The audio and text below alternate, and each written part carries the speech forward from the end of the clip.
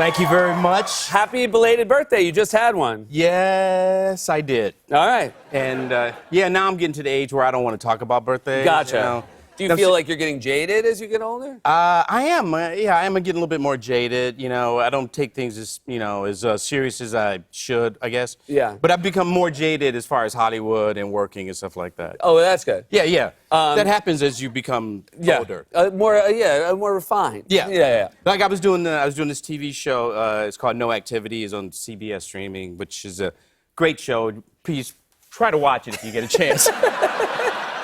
Because I have, child support payments, stuff like that. But when we were shooting the show, we did a scene where we were downtown in L.A., and the scene was supposed to be me on my back on the ground. I had just fallen off of a building. And so after I got out of my trailer and they took me to the set and they said, you're going to be laying on the ground here, I went, oh, okay, great. Is this dirt, did we put this dirt here? Is this Hollywood dirt? Showbiz?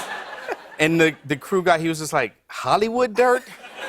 What is that? And I go, like dirt that we have that's like clean dirt. He was like, no, this is downtown LA dirt. There's probably rat, droppings in the dirt you're getting ready to lay in, so good luck.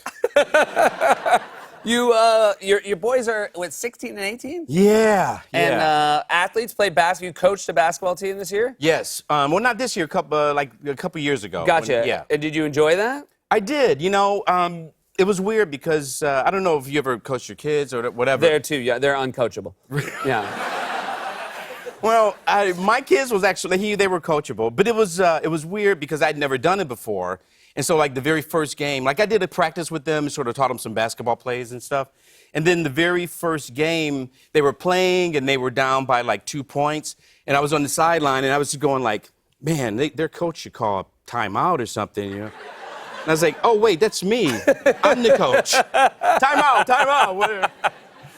But it turned out to be very fun. And, like if you're the parent of one of the players, you don't want to favor them. You want to treat them equally. But my son, Julian, was a very good player, and we played the championship. We got to the championship. And it was of the Boys and Girls Club, not NBA. Don't get me wrong. But it was, we got to the championship game. The team showed up to the game, and they were all sweaty. And I said, what were you guys doing? And they said, oh, we were playing basketball in the alley. And I'm like, no, you're supposed to be playing basketball now. You have a championship game.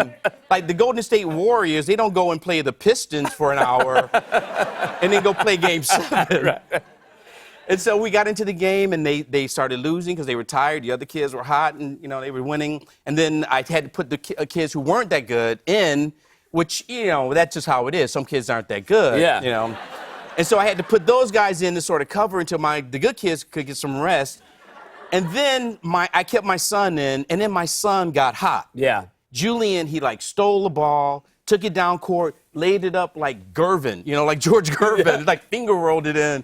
And I was like, okay, I'm not going to point out that he's doing better than everybody else. I'm like, good job, young man, keep going, Next time somebody else steals the ball, pass it to him. He can go in for another layup, but he stops back, does like a Steph Curry, goes behind the 3-point, boom, 3 points, put us up. I didn't want to be too proud, but when he came down the court this time, I was like, yeah, down here, baby, down here. Yeah, that's my boy. That is my boy. I could not keep it in. That's great. Nor should you. I know. And then when it was all over, we won. They gave us these little medals and stuff, which is like the only award I've ever won. It's like a Boys and Girls Club basketball medal. But we got in the car with my son, and he was very, he was happy and stuff. And I just tapped him on the shoulder, and I go, you know what? You won that game for us. You did that. You did that on your own. And I'm really proud of you. That's amazing. I could not do that without sobbing. I would have sobbed if the day comes that I ever get to say something that nice. I would just break down. Dude, I was so proud of those guys because they played so hard, and I was like up all night. I was so full of adrenaline, and I'm like calling people, hey, guess who won the Boys and Girls Club basketball? Like, hold on, I'm gonna text you a picture of my medal. And then I put the metal around my rearview mirror in my car. You That's know? great. And it would just hit the windshield because it was so heavy. I was like, I don't care. I'm so happy. This is great. The school, this is wonderful. This is a spin-off of the Goldbergs. Yeah. You play a principal. Yes. Do you enjoy that? Is it a role you enjoy? I enjoy all roles. Yeah. But yes, I enjoyed this one quite a bit. It's fun to do. I wasn't, I've done a lot of, people know me from doing Mean Girls and stuff like that. But this guy's like a little bit different. He's a little bit edgier. Yeah. I don't know where I'm going with the story. Well, I want to ask, we were talking about edgier. Another role you're known for is, of course, on SNL, The Ladies' Man. Yeah. And I know. Thank you.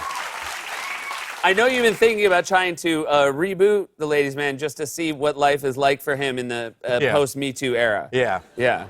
I think it would be tough for him. Like, Yeah. because I just think he would always have to like retract every statement that he made. Yeah.